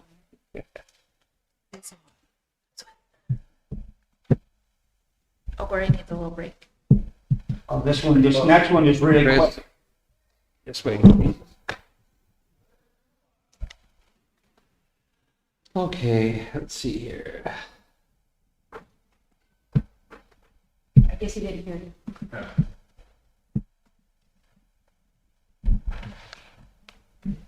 Business registration for Arrowhead Excavating. I'll second. Ogwari and Chris. Anybody opposed? Seeing none, the motion is carried. You could, I read through the next two and looked at all the documents, and I'll motion for both of them. Chris, for And both of them? I'll second, chief. I read through this. But if you could let the public know what this is, the Harvest, Eric Don Hunter, Innes, And Wayne. and Harvester Wayne, Say it. Kapash, Ist. Pass it. Is Did anybody see opposed? the, what people did down in Epony? Yes, we did. But nobody That knows, wasn't from here. no, There were the we're people- understanding that it wasn't from here. But we're trying to get blamed. Yeah, but you're going to see that every single year, and even MBQ or the members of Tyendinaga are always being blamed. Boy, But sometimes, most of the time, is not the people from here. Yeah, I know that, and I understand that, but my question is, when we are approving these letters for them to come and fish here, what happens to those people who don't come to get those? We understand, but these last two are harvesting in Lansdowne. They're I not- know, but they're I'm not just, here. just Yeah. when they do, that's what I'm asking. And does anybody ever check them? These letters are all for the. It's not for us. It's really just for the transportation to say we recognize they can be in our area, but they're expected to follow rules. Well, I think It's not that, the wild, we're not giving a license to you now, you're now living in the wild, wild west, please. No, it's not even so much permission, it's them giving us the notification to letting us know that. yeah, but I Can't think deny them hunting, fishing. for the And we most made part, though, those people changes. have the understanding That and the you want respect that if they go to hunt in somebody or harvest in somebody Oh, else's that's pretty good. territory, that they go with somebody from that territory. Yeah. You know what I mean? If they did that, then we would ensure that what happened down in I think Napanee, that's what I if was they were getting at. doing Do it with we- somebody from here, they wouldn't allow that to happen. So, I mean, we can approve these letters, whatever, they get stopped from M&R, but I think there should just be, we typically have a mutual understanding that if you're harvesting in someone else's area, you go with somebody from that area that takes you. All right. So Chris, you seem to be the counselor in charge of hunting and fishing and stuff, so do you want to see if you can follow up on Sarah's recommendation? Oh, yeah, we can look into it, and, Well, I think that's a hard thing to it's. monitor. What that's about, what the letters are about No. is strictly, yeah, That you can be in our traditional area. to do that. if they're in our zone, and it's not for the harvest in our zone, it is for the transfer on the roads is what it is. So if those people from Moose Factory shows that letter signed by the chief of Tyendinaga, then they have no problems by the M&R conservation officers. That's it. The CO looks at the letter, says, okay, thank you, be safe. If you do not have it, then they question. Where's your permission? And that's all it is. Strictly all it is. It's not for the harvest. I'm not familiar with what happened in Napty. Can somebody inform me what's the issue? There were a whole bunch of fish carcasses left in boat launch, like basically on the ground. So they cleaned the fish there and didn't clean up after themselves? No, they didn't clean them there, chief. They cleaned them someplace else. They took them there and dumped them there. Oh, for God's sake. And Because you could stand there and clean that many fish and not be seen doing that, okay? It was someplace else went and dumped. Yeah, so now, but the thing is that, like I had mentioned to Linda, is that our community, I don't know of anybody in our community that would be that dumb to do that. See, if there, people do put fish carcasses in the water. What that does is it feeds those turtles. And all those little baby turtles that are coming back to the water, that's what they eat. So when did this happen? Like last week. A week and a half ago. Yeah. And was it in the paper or something? How did you find It out? was just on Facebook. Social media. So, see. but there has been every single year, there's always been one picture that pops up on social media blaming the natives for it. And there has been times in the past that they found out it was non-natives doing just that and blaming the natives. Just because, why? We have the right to harvest. Well, it's called racism. So, but anyway, I haven't heard. I went down to the launch. There was no carcasses there. Okay. Well, Chris, maybe you could, from time to time, if you have time, check it out, to maybe take a walk through there if you're able. I've been down there. I go to Shannonville. I go up to Belleville.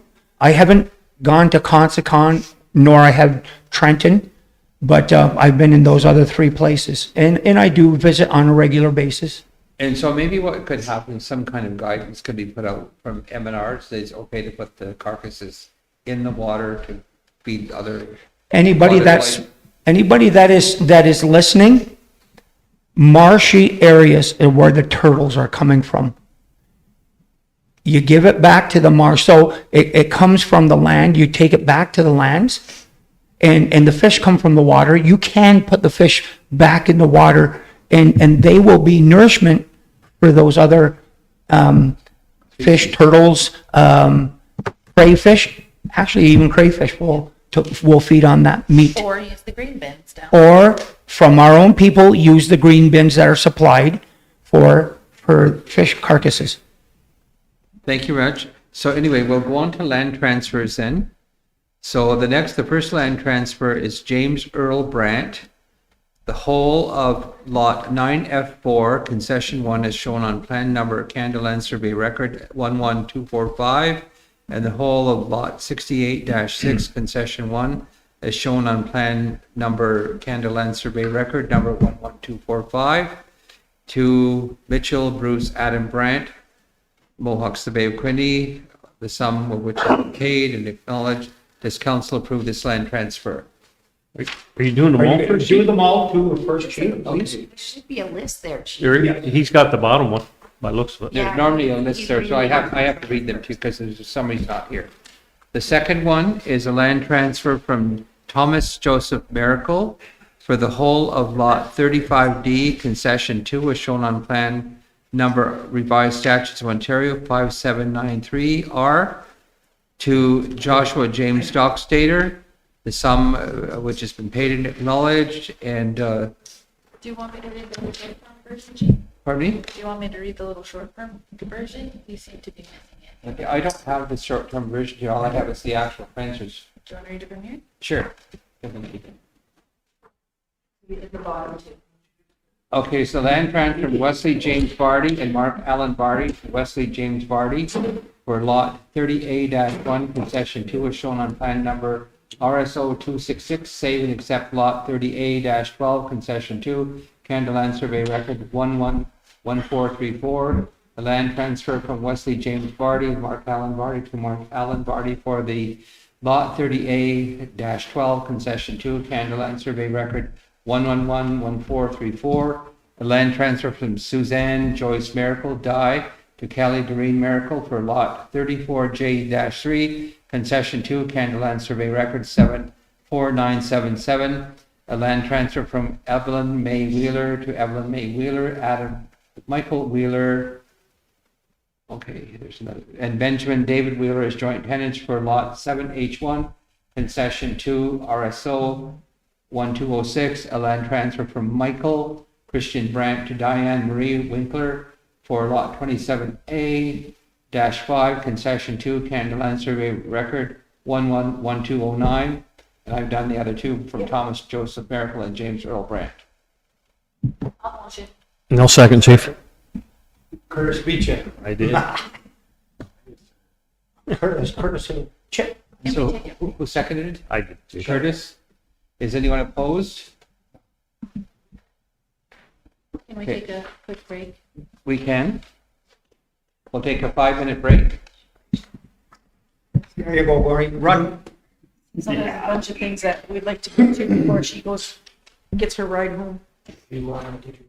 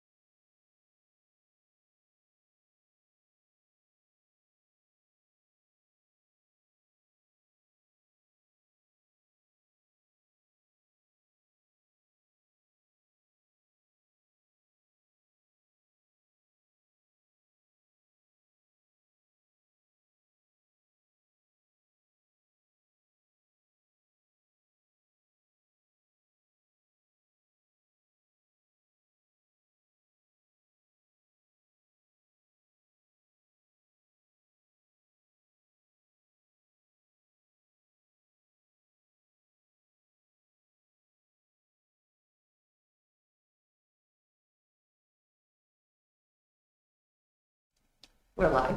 Okay, we're on item number 14, a request from Bill and Mary Henchy to rent the former William J. Brandt property, which was purchased by the council in October. And so the request is to lease to 54 acres of lands for soybean planting. And it's been moved. There's a motion. What's the motion? Is there a mover and seconder on this item? To decline the offer. And it's moved by Chris. Chris Brandt and seconded by I'll second. Aaron Ferranti. Is anybody opposed to the motion? Any abstentions? Seeing none, the motion is carried. Decline.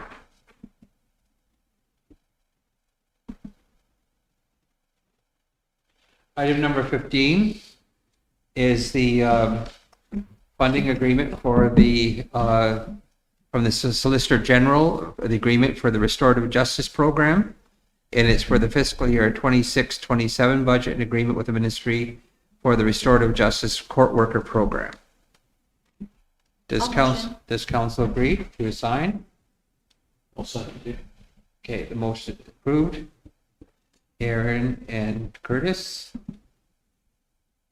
I guess, Angela, you signed this agreement. I see your name in the signature block.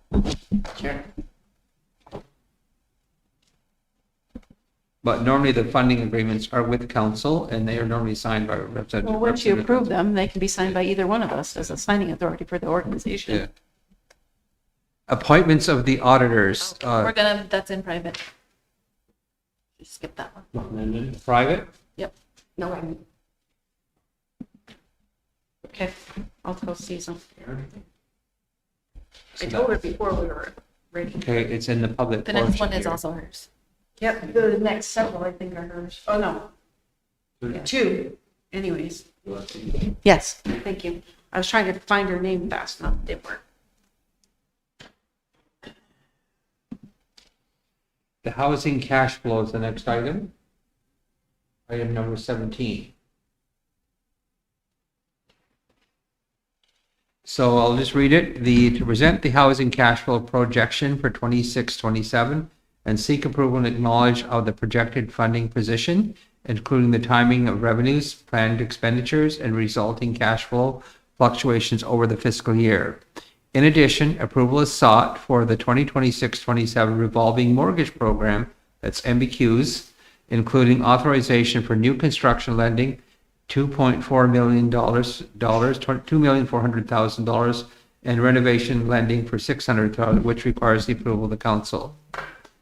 The housing cash flow for fiscal year has been prepared to reflect anticipated revenues, committed funding, operating costs, capital expenditures, and debt service-related obligations across all housing portfolios. The model consults multiple funding streams, including CMHC, 95 loan funding for XOXCon Phase 2, its immediate needs and capital funding allocations, housing rental revenues across multiple housing portfolios, operating and maintenance of owning expenditures, capital construction and renovation commitments, opening balances and inter-fund liabilities as of March 31st. The opening bank balance as at March 31st is $2,994,425.96. So the decision to be made, there's 2 options. Option 1, which is approve the current cash flow plan and revolving mortgage program allocation, that's $2.4 million and $600,000, and approve the current cash flow. And option, so the recommendation is option 1 to approve that, the $2.4 million and the $600,000. So are there any questions on this recommendation? Funding for 6 months? Yes, I think I talked to Tommy around 8 because not everybody asks 400,000. It's like somebody needs 230, you know.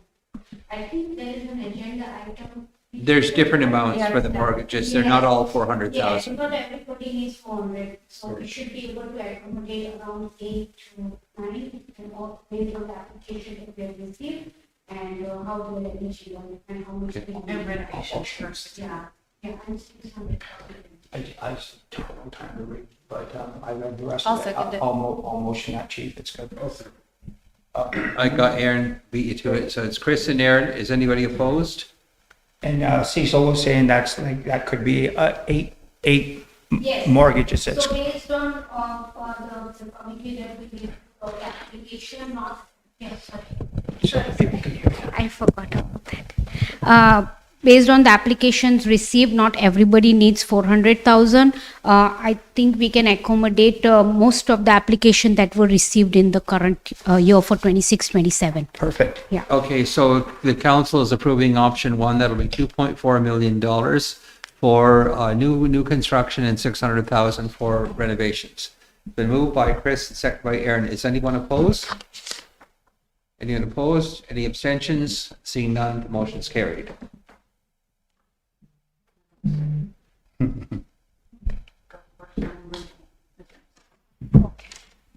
No.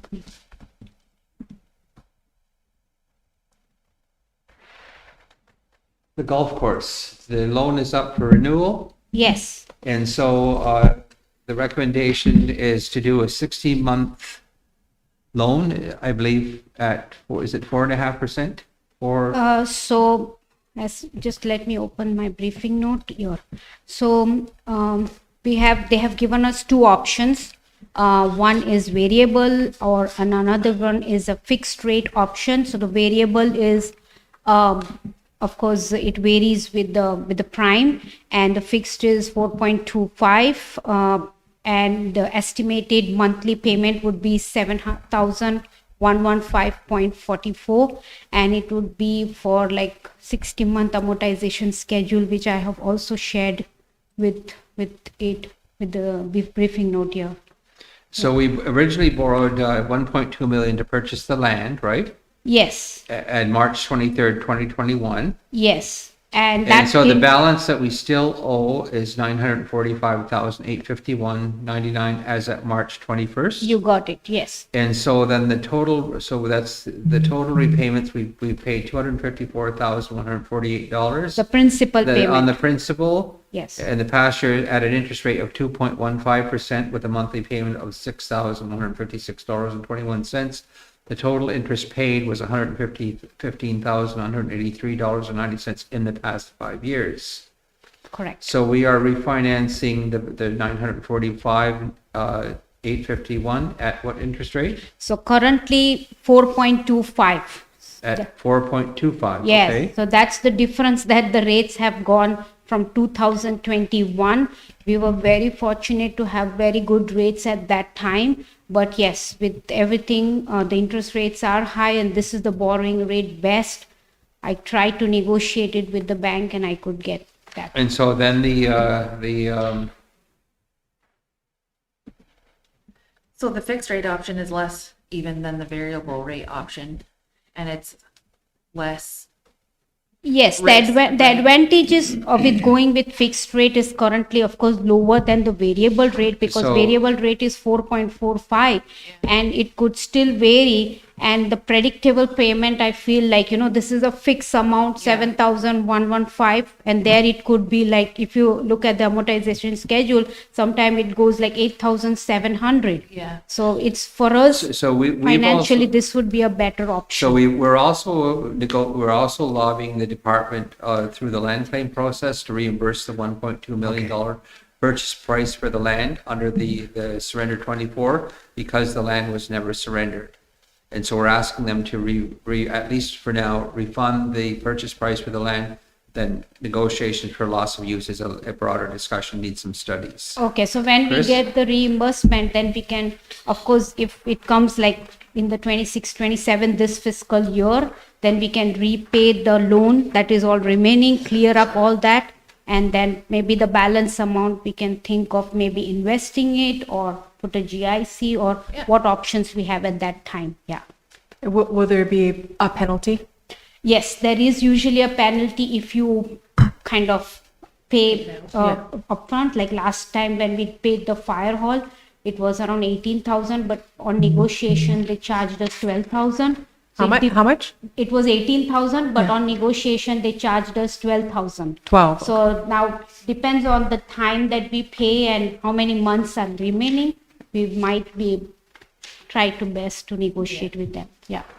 I just wanted to give a thought that, yeah, the variable depends on what happens in the rest of the world and the percentages go up or down or whatever. It could benefit us, it could go against us. Basically, it's gambling the money, but when we're at fixed rate, we know exactly what we have to pay month after month or whatever, we know that amount. So we can gear to that particular amount. So I'm not much of a gambler myself. I would prefer the fixed rate, to be honest. And that's my thought. Are you motioning? I will motion that, I'll Fixed second rate. it. fixed rate. That way we can already set our sights on that particular number and concentrate on that number rather than just hoping that the rate goes down, like I said, gambling. That's 4.25%. Yeah. And I think as I recommended, like it provides more stability to us and predictability in payments. So it's better that we can even predict our cash flow, like, with that amount that, okay, this much amount is going to go out every month that way, like rather than variable, it's like always uncertain. Yeah. Okay, so who will move and who will second to renew the loan at 4.25 fixed rate interest rate? Let's just do that. Chris? Chris and Aaron. Chris and Aaron, okay. Where does the money come? Yes. Okay. Good question. So this is billed to Mohawk Golf Course as a separate entity every month, and we get the payment back from them. It comes from From the the golf revenues. course revenues. Okay. So the loan is in the name of the band, correct? Yes. But then you bill them for whatever monthly, right? Yes, Then because they reimburse the band for the mortgage payment. yeah, there are two separate loans because initially when we initiated to take this loan, then as the entity was very new, BMO would not give to a new entity, it would give to MBQ. So everything is in our books and then we kind of bill them every month and we get that payment. So And that was yeah. for the purchase of the land and the And assets. So there really is correct. there is no MBQ money, revenue that Yes, goes in. yes, it's- Those two loans are paid from the revenue earned by the golf course. I forgot to put that in the briefing note, sorry. Thank you. Yeah, because I missed that. Thank you. note. And then is the idea that once the ECDev Corp is independent and running, that it will take this asset over? Yeah, so basically now the asset, because the loan and everything is on us, it is with us. But yes, as you said. When the like, loan is paid off. Yes, when the loan is paid off and when it falls under the AgDev, all these entities will go under that corporation. Yeah. Thank you. The reason why there's two loans is because we knew that it was in the land claim area, and we would eventually have to negotiate about the reimbursement of the purchase of the land, and so that's why we kept it separate. What was the land purchase and what the assets were purchased at. So it's been moved by Chris and seconded by Aaron to renew it at the, is there a motion to sign these bank documents? It's moved by Chris and seconded by Aaron. Is there anyone opposed? Seeing none, the motion is carried. The next item on is to approve the PICS for the invoices, and these are for HR matters.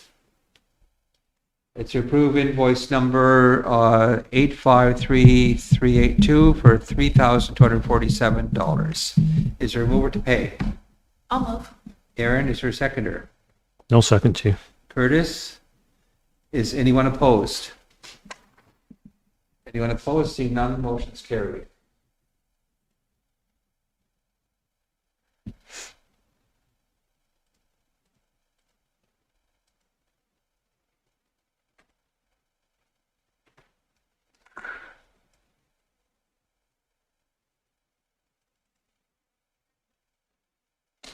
The next item is the JFK law invoices. Invoice number 406556 for $2,708 for EFT transfer issue. And invoice number 406564, $388.50 for general matters. Is there a motion to pay? I'll motion. Darren, is there a seconder? I'll second, Chief. Chris? Is there anyone opposed? Seeing none, the motion is carried. And you can give us an update in camera on where we're at with this ETF transfer issue? Okay. She sent us, So If I there- have if there is sent an- a If there is an detailed- update to give. she sent us. Yeah, I already sent a sent an detailed email at the status of where it stands now. Yes. Okay, and then the First Nations Market Housing Fund Mortgage Program increased the global lending amount to $28 million. And I guess we've got the issue resolved with the bank, and so I guess this is in order to approve. All motion. Aaron, is there a seconder? I'll second it. Okay. Ogwari. I got Guari. We got to give Guari a turn. Okay, Ogwari, you get a turn. Yeah, we already talked. No, it's your Okay, area. Well, it's Chris. It's your area now. Well, it is my area, yeah, but Ogwari, you beat me to the punch. Okay, it's been moved to increase the market-based loan program up to $28 million. And so far, I guess how many loans do we have, Cecil? I think we have to Okay. 130? finish the agenda first, Chief, because these has to Yeah, go. okay. It's been moved and seconded. Is anybody opposed? Seeing none, the motion's carried. The next two items are hydro connections on Depot Road back at Marysville. Requesting approval for Hydro One to proceed with new construction at the Depot Road. It is recommended TMC grant approval to Hydro to complete new installation on Depot Road, please BCR sample number 2. Does council approve? I'll motion, Chief. Curtis, who will second it? I will. Wari, is anyone opposed? No. And this is an MCR, Shelley? Yes. Is it, that motion is carried then?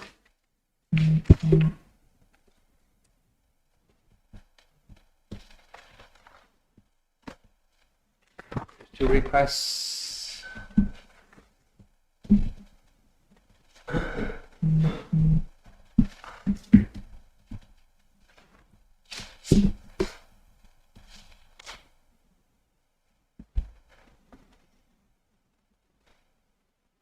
And then there's an add-on, the hydro connection on Depot Road, PG2.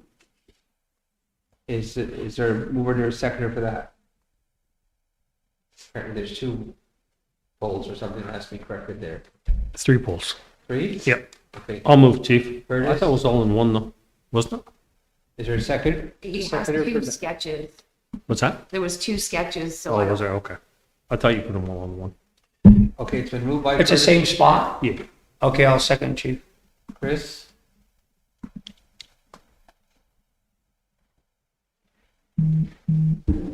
Okay, that concludes our public portion of the agenda. Well, thank you very much to everyone who's joined us online, and I hope you have a good rest of the balance of the afternoon, and thank you for joining. We need a motion to go in camera. I'll second. Ogwari and Aaron, motion's carried. Review and adopt the agenda. Wait a minute.